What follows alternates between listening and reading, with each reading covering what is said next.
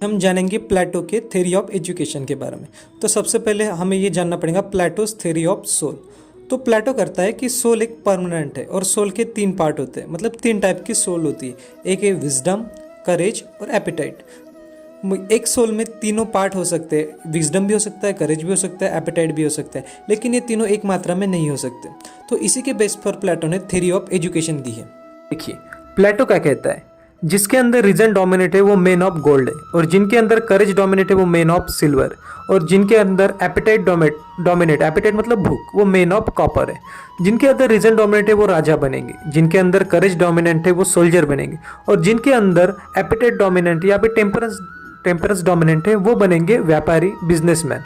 देखिए प्लेटो theory of education में क्या कहते हैं, ये थ्योरी स्टेट के साथ डायरेक्ट लिंक है। Everyone is perform their task according to their nature. मतलब अगर किसी में रीजन डोमिनेट है, करेज डोमिनेट है, एपेटाइट डोमिनेट है, इसके हिसाब से अब बात आएंगे कि हम ये पहचानेंगे कैसे कि किन में क्या डोमिनेट है। तो इसके लिए प्लेटो ने एक एग्जाम निकाली है। प्लेटो कहते हैं कि ऑल स्टूडेंट्स स्टडीज टुगेदर, मतलब हर लड़का हो या लड़की एक साथ पढ़ाई करेंगे। अब देखिए प्लेटो ने कहा कि लड़का हो या लड़की, उस जमाने में कहना ये बहुत बड़ी बात थी, इसलिए इनको फर्स्ट फेमिनिस्ट कहा जाता है। लेकिन ये फर्स्ट फेमिनिस्ट बाय चांस बने हैं, क्योंकि उन्होंने जस्ट कहा कि लड़का और लड़की को एक साथ एजुकेशन देना चाहिए। जो पास होगा उनको अगले लेवल में भेजा जाएगा, और जो फेल होगा उनको उनके हिसाब से जॉब दी जाएंगी। अब देखते हैं कि ये प्लेटो का एजुकेशन थ्योरी कैसे काम करता है। फर्स्ट इन्होंने कहा both male and female get educated, मतलब मेल हो या फीमेल हो दोनों को एक साथ पढ़ाना होगा, और मिलिट्री एजुकेशन उनके एजुकेशन में देना पड़ेगा। Equal emphasis should be on math, logic, reasoning, उनको साथ में मैथ, लॉजिक और रीजनिंग सिखाना पड़ेगा, और उनके एजुकेशन के करिकुलर में स्टेट स्ट्रिक्ट रिस्ट्रिक्शन लगाएगा। अब देखिए स्टेज ऑफ एजुकेशन, फर्स्ट क्या है, प्राइमरी एजुकेशन। 6 साल तक उन लड़कों को gymnastic, music, moral and stories ये एक साथ में सिखाई जाएंगी। और उसके बाद आता है सेकेंडरी स्टेज। सेकेंडरी स्टेज में 6 से 20 साल तक लोगों को मिलिट्री एजुकेशन देना कंपलसरी होगा, और उसके बाद जनरल सब्जेक्ट लाइक मैथ ये भी इनको पढ़ाया जाएगा। और जब लड़का 20 साल का हो जाएगा तब आती है फिल्टर स्टेज, मतलब फर्स्ट एग्जाम। जो फर्स्ट एग्जाम फेल हो जाएंगे उनको बिजनेसमैन या फिर बिजनेस के लिए प्रमोट कर दिया जाएगा, और जो लड़के पास हो गए उनको अगले स्टेज में अगले स्टेज में भेजा जाएगा। अब थर्ड स्टेज आता है एजुकेशन की, 20 to 30, 20 से 30 की उम्र में उन लड़कों को मैथ और लिटरेचर का ज्ञान दिया जाएगा। अब फिर एक एग्जाम होगी, उसके बाद उस एग्जाम में जो भी फेल हुए उन्हें सोल्जर का दावा दे दिया जाएगा, मतलब उनके अंदर क्या डोमिनेंट है, करेज डोमिनेंट है। और लास्ट स्टेज आती है फोर्थ, लड़के को 30 से 50 साल तक एजुकेशन दिया जाएगा, और उनको रूलर कैसे बनना है ये दिया जाएगा, और उनको बारी बारी से रूलर बनाया जाएगा। देखिए प्लेटो का कम्युनिज्म ऑफ प्लेटो। अब ये भी हो सकता है कि कुछ साल बाद उन लड़कों में एक ईर्ष्या या फिर कुछ स्वार्थ जाग जाए। इसके लिए तो उन्होंने प्राइमरी एजुकेशन दिया है कि अगर 50 साल तक लड़का अगर एजुकेशन में ही रहा तो उसके अंदर ये भावना नहीं आएंगी। It is only for family of ruler and the soldier class. अब देखिए इसके लिए एक प्लेटो ने बहुत अच्छा निकाला कि देखिए इंसान करप्शन और पैसा किसके लिए कमाता है, अपनी फैमिली के लिए कमाता है। अगर उसके पास फैमिली हो तो ही वो प्रॉपर्टी कराएगा।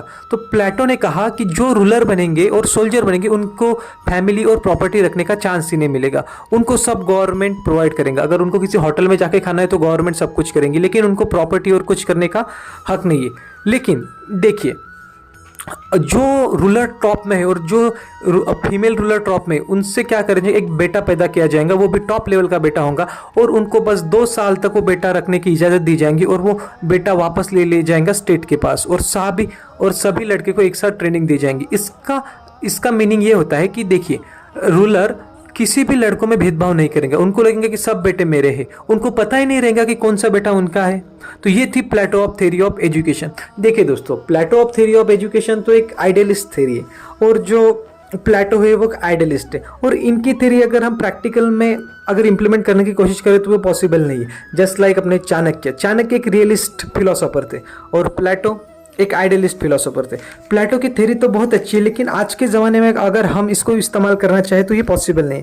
और देखिए प्लेटो एज फर्स्ट फेमिनिस्ट ये बस बाय चांस बन गए थे, बिकॉज उन्होंने कहा था education for all, no family burden for women, since childrens are taken to community, मतलब लड़कियों पर कोई भी जोर ज़बरदस्ती नहीं होगी, लड़कियाँ फ्रीडम मिलेगी।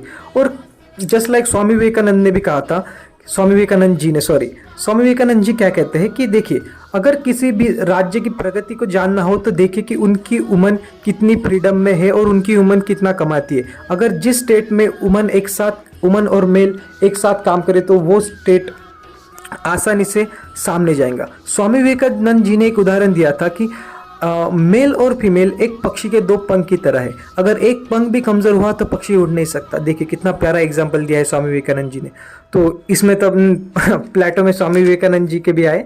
तो देखिए प्लेटो में अब पढ़ना हो तो theory of idea, theory of justice, theory of education तो हमने कंप्लीट कर दिया।